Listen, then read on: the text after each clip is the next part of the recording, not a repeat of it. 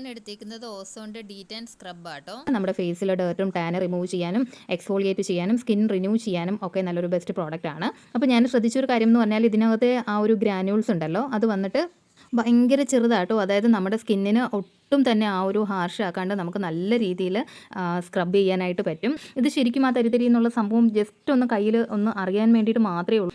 ഇത് നമുക്ക് ശരിക്കും നല്ല രീതിയിൽ നമ്മുടെ ഫേസിൽ ആ സൺ ടാൻ മാറാനും അതുപോലെ തന്നെ ആ ഒരു സ്കിന്നൊക്കെ എക്സ്ഫോളിയേറ്റ് ചെയ്ത് നല്ലൊരു റേഡിയൻ ലുക്ക് കിട്ടും. അപ്പോൾ ശരിക്കും പറഞ്ഞാൽ സൺ ടാൻ പോയി കഴിഞ്ഞാൽ തന്നെ നമ്മുടെ ആക്ച്വൽ കളർ എന്താണെന്നുള്ളത് നമുക്ക് അറിയാൻ പറ്റും. അപ്പോൾ ഞാൻ ആ ഒരു ടീ സോണൊക്കെ നല്ലപോലെ ഒന്ന് സ്ക്രബ് ചെയ്ത് കൊടുക്കുന്നുണ്ട്. അപ്പം അത്യാവശ്യം ബ്ലാക്ക് ഹെഡ്സും വൈറ്റ് ഹെഡ്സും ഒക്കെ ഇതിനകത്ത് തന്നെ റിമൂവ് ആയിട്ടുണ്ടായിരുന്നു. വലിയ ഹാർഷ് ഇല്ലാത്ത സ്ക്രബ് ആയത് കാരണം ഞാൻ അത് വെച്ചിട്ട് തന്നെ ഞാനൊന്ന് സ്കിന്ന് നല്ല രീതിയിലൊന്ന് മസാജ് കൂടെ ചെയ്ത് കൊടുത്തു.